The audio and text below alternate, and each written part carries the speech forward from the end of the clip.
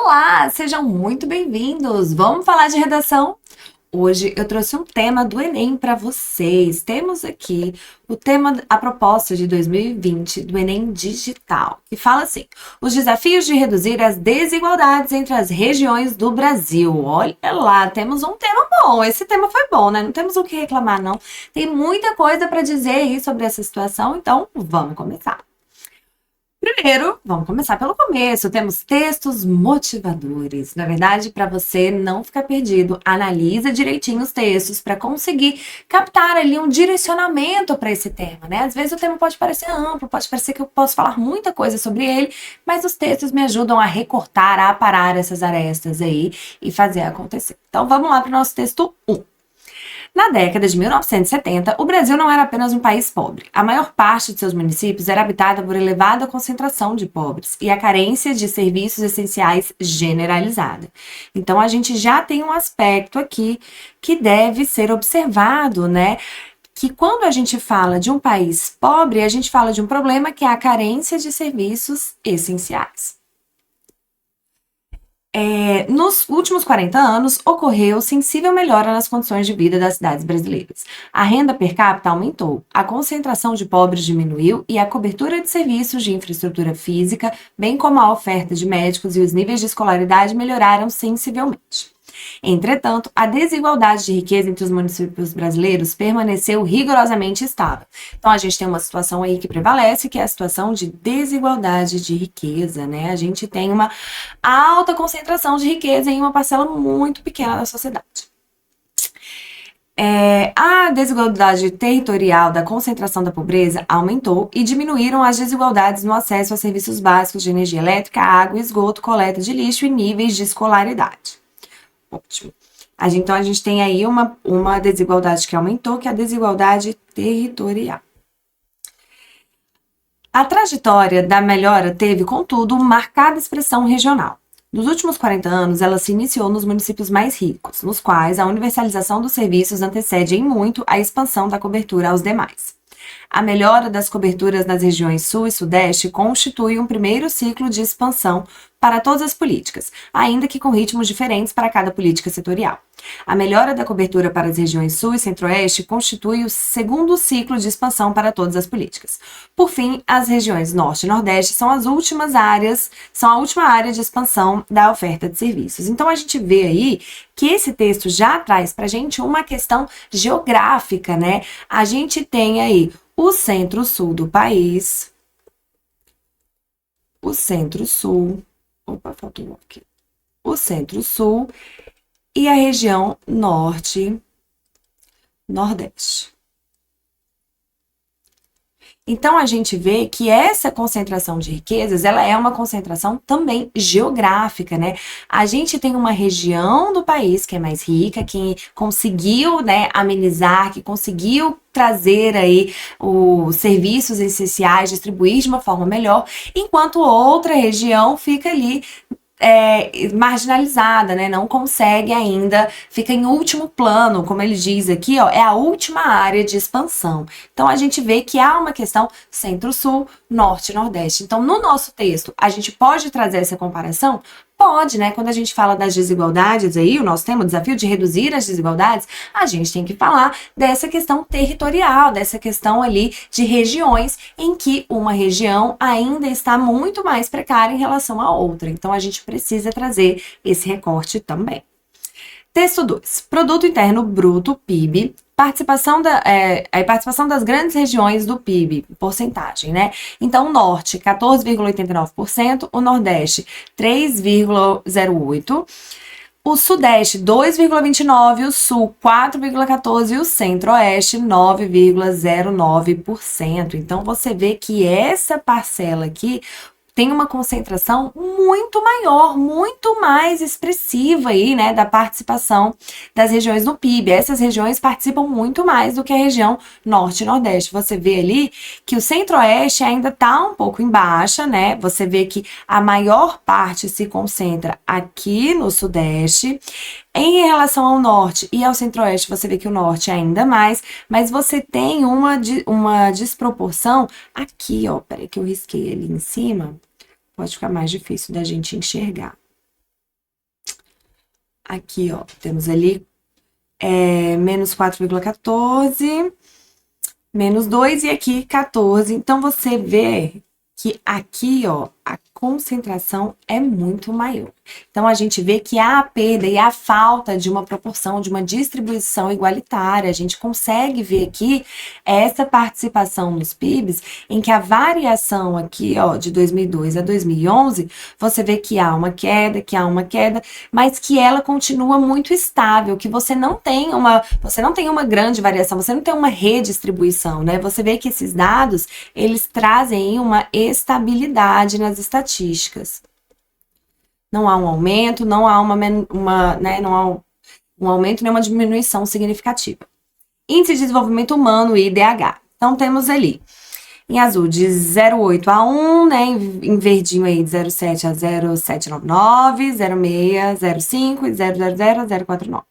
E aí, você observa aqui, ó, que o que a gente vê? A região em vermelho, olha lá, em 1991 dominava grande parte, né? Então ela era bem baixa, mas que depois, para 2010, a gente vê que tem uma grande área aqui ao sul que está em verde, então eles conseguiram mudar bastante a realidade, drasticamente a realidade, mas a região norte e nordeste continua aqui, ó, bem perto do vermelho, né? Eles estão em laranja ainda, então não conseguiu esse distanciamento. Então, de fato, a perspectiva que a gente encontrou ali de contraste entre o sul, sudeste e norte e nordeste ainda é gigantesca. Então, a gente precisa levar esse caminho da discussão das desigualdades, sim, para uma questão regional. Aí temos aqui os dados, né? A variação de 2010, de 2000 para 2010, e aí a gente observa aqui, ó, que no norte se teve uma grande variação, né, 25,82%. No nordeste você teve uma grande variação, mas que ainda não está compensando isso aqui. Você vê que as regiões em laranjado e vermelho ainda se concentram nessas duas regiões. Texto 3. O IBGE divulgou dados sobre a renda em cada estado em 2019.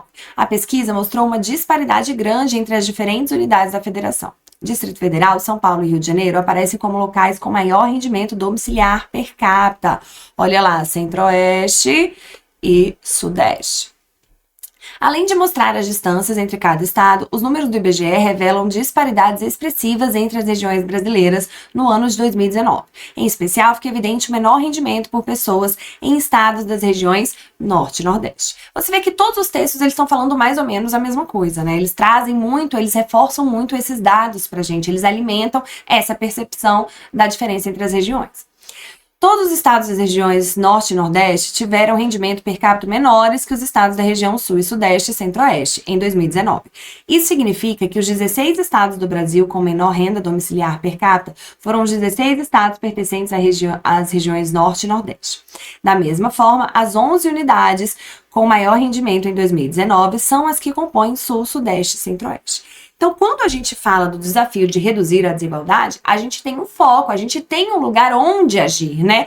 Quando a gente percebe essa discrepância, quando a gente vê a região sul, sudeste, centro-oeste tendo ali uma melhora, tendo condições de vida, uma distribuição dos serviços essenciais muito melhor, uma renda per capita muito melhor, a gente sabe onde está o foco do problema. Então aqui todos os textos trazem para a gente o foco, onde que a gente tem que agir. E a gente tem que agir nas regiões norte e nordeste. Quando a gente tem essa percepção, a gente pode começar a pensar nos exemplos que a gente pode trazer para o nosso texto, de que maneira a gente pode alimentar aí essa nossa redação. No texto 4, traz o seguinte: qual momento específico da ocupação do território brasileiro acentuou de modo mais relevante as desigualdades sociais? Santos, a globalização. Ela representa mudanças brutais de valores. Os processos de valorização e desvalorização eram relativamente lentos. Agora há um processo de mudança de valores que não permite que os atores da vida social se reorganizem.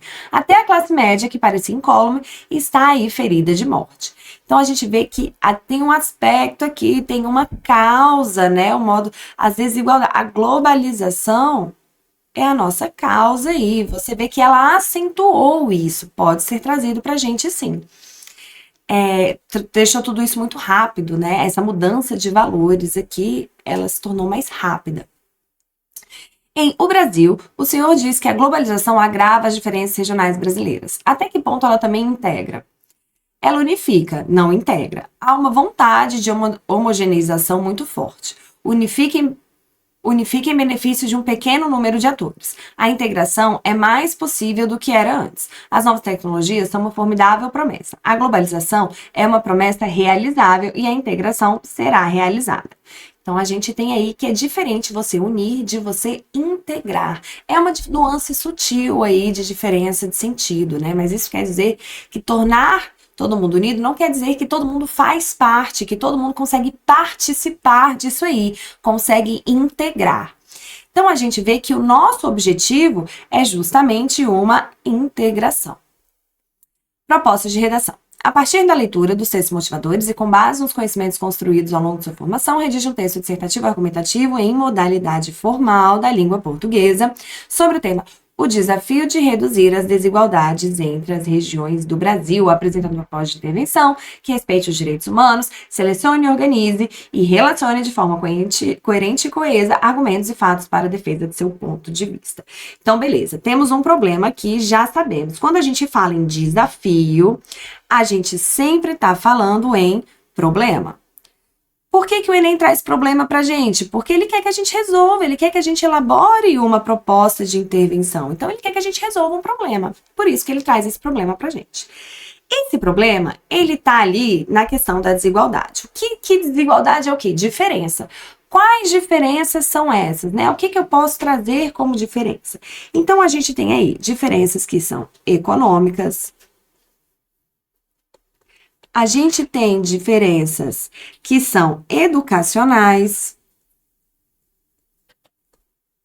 Se a gente fala da concentração de riqueza em uma determinada região, a gente tem uma diferença econômica. Se essa concentração de riqueza está ali, isso impacta diretamente na educação, né? Afinal de contas, você precisa ter acesso aos serviços essenciais para que você não só consiga acessar a educação, como permanecer nela. Então, uma coisa leva a outra.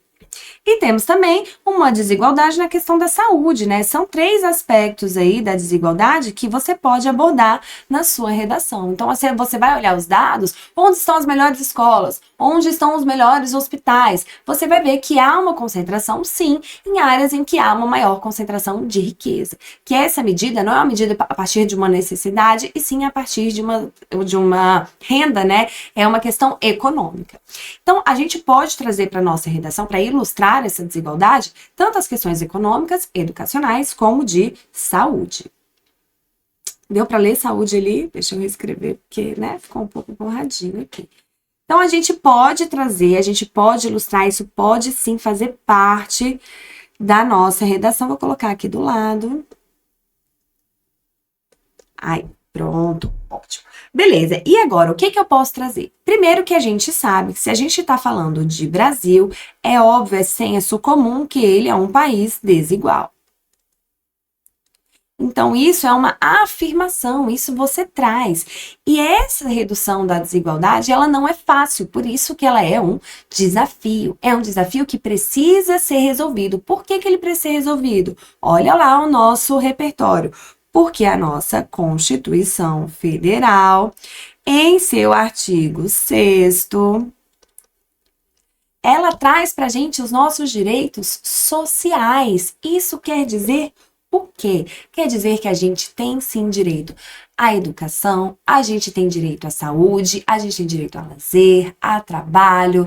Então, são todos direitos que são de todos, que todos têm que ter acesso. E a desigualdade é um empecilho para esse acesso. Então, para que a gente consiga seguir o que está lá na nossa Constituição, a gente precisa, de fato, resolver essa questão da desigualdade, que pode ser ilustrada por esses 3 aspectos aqui que eu levantei para vocês. O que mais eu posso trazer de repertório, professora? Você pode ilustrar essa desigualdade, você pode mostrar como ela acontece nessas regiões.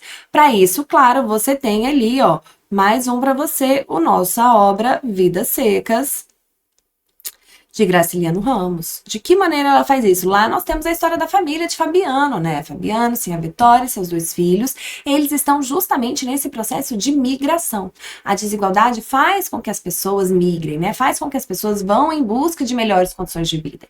E nós temos lá justamente pessoas que vêm da região seca do país, de uma região de seca, e têm a esperança de que, migrando para o sul, vão conseguir melhores condições de vida. E isso, quando a gente vê nos dados, realmente gera essa ilusão. O que a gente não percebe ou o que a gente não consegue compreender ali de uma maneira mais global e não de uma maneira específica é que migrar para a região sul não resolve a desigualdade, porque a gente tem uma desigualdade também que é local. Então, quando a gente fala dela, a gente tem essa questão regional versus o local. Por que é importante a gente falar disso? Porque trazer, quando a gente olha dentro das próprias cidades, dentro das próprias metrópoles, a gente observa que há uma desigualdade ali também, né? Que a gente não tem só uma questão entre as regiões do país, entre as unidades federativas, a gente tem questões locais também. Então, essa ilusão de imigração faz com que parece que você vai resolver a sua vida migrando, ao invés de a gente tentar resolver o problema em loco, resolver os problemas nas regiões. E para isso a gente precisa que alguém haja, né? Para isso a gente vai na nossa proposta de intervenção, que justamente quem pode fazer isso são as políticas públicas. É o poder público que pode agir para desenvolver essas regiões, para fazer com que esses serviços sejam distribuídos lá também. Então, nessa situação, o poder público ele deve agir, né? Ele tem que estar lá como nosso agente da proposta de intervenção. Tudo bem? Se você assistiu o filme Bacurau, você também pode trazer ele para sua redação. De que maneira? Lá você vê justamente uma vilinha, né? Você tem um interior, você tem ali um povoado, faz parte de um município muito pequeno, e você vê como a política é gerenciada ali. Você vê como a administração pública está gerenciando aquele lugar. Você consegue ver ali na vivência daqueles personagens como é a distribuição ali dos serviços essenciais de saúde, de educação, de lazer. Então é muito importante que você consiga construir esse cenário para você conseguir contextualizar seu tema, né, a sua tese de que é um desafio, que é necessário sim reduzir essa desigualdade, que isso não está acontecendo ao longo dos anos, né? Você tem nos textos motivadores essa passagem do tempo e a gente vê que isso não está acontecendo, pelo menos não de forma relevante para sanar o problema, e que esse desafio ele tem causas e a gente pode resolvê-lo com a nossa proposta de intervenção elaborada ali a partir de políticas públicas. Tudo bem? Eu espero que eu tenha te ajudado. Boa escrita! E é isso. Tchau, tchau!